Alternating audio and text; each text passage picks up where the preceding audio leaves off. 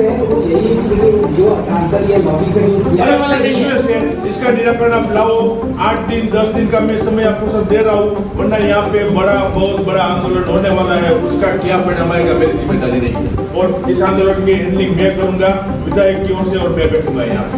वो बैठने वाला वो पक्का है, वो फाइनल डिसीजन है। मैंने सबको बोला था कि आपको किसी को भी इसमें उपवास पर नहीं बैठने का है, आगे नहीं बैठने का है। हम ट्राई कर रहे हैं, नहीं होगा तो इसको नहीं बैठने का है। मेरे साथ में इसकी लीडरशिप मैं लेने वाला हूँ, और मैं खुद विधायक खुद यहाँ पे जितना टाइम बैठना पड़ेगा मैं बैठूंगा, रेल के ट्रैक पर बैठूंगा और रेल भी रोक दूंगा। फिर जो रेलवे को करना है वो करो, हम हमारी तरफ से करेंगे। रेलवे डिपार्टमेंट की जिम्मेदारी होगी। उन्होंने क्या जवाब दिया था कि 6 महीने भी हो गए, 1 साल भी होगा, आप पॉलिटिकल प्रेशर करो, पॉलिटिकल लोग पॉलिटिकल प्रेशर ही हम करेंगे। रेलवे बचाओ समिति वो नहीं बैठेगी, और सब मेरे साथ में बैठेंगे। इसकी आगेवानी मैं लूंगा, और मैं बैठने वाला वो आप मेरी बात कर लीजिए बराबर। કે જે લોકો લોબી અહીંથી 100 ઉપરના સ્ટાફ ત્યાં રાજકોટ લઈ ગયા ડિવિઝન ફેરવીને એ બધાને પરત અહીં આપવું અને લોકો લોબી અહીંથી ચાલુ કરવી.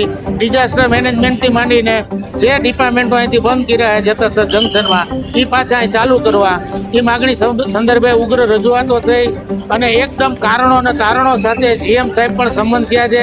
જયેશભાઈની ધારદાર રજૂઆતો હતી, મનસુખભાઈ ટેલિફોનિક એની રજૂઆતો કરી છે અને એને સૂચનાઓ આપી છે. અને અશ્વિની વૈષ્ણવ સાહેબને ત્યાં સૂચના આપવા માટે મનસુખભાઈ દિલ્હી સોમવારે વાત કરશે. અને જયેશભાઈએ આ લોકોને 8 થી 10 દિવસનો ટાઈમ આપ્યો છે, નહીતર અત્યારે આંદોલનના કાર્યક્રમો સ્થગિત છે, જે આગળ ઉપર ચાલુ કરવામાં આવશે.